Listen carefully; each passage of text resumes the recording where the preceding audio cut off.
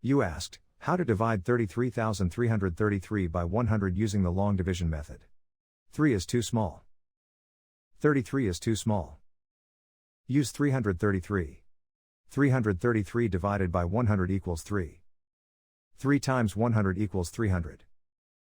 333 minus 300 equals 33. Bring down 3, making 333.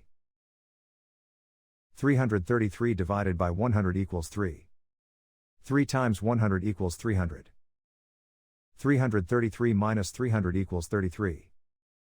Bring down 3, making 333. 333 divided by 100 equals 3. 3 times 100 equals 300. 333 minus 300 equals 33. The remainder is 33. The final result is 333 remainder 33.